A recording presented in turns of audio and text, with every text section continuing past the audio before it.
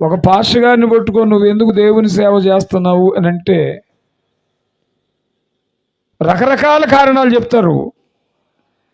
దేవుని వాక్యాధారితంగా మనం ఆలోచించినప్పుడు సేవకుడైనా, సువార్తికుడైనా, ప్రవక్త అయినా, అపోస్తలుడైనా, ఒక ఉపదేశ అయినా, ఒక విశ్వాస అయినా దేవుని పని ఎందుకు చెయ్యాలి అని గనక అడిగితే ఒకే ఒక్క రీజన్, లోకమంతా అగ్నిలో ఉన్నట్టుగా ఉంది.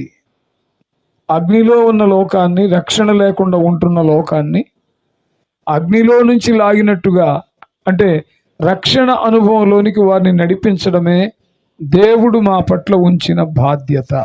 స్తోత్రం చెప్పండి, గట్టి చెప్పాలి హల్లెలూయా.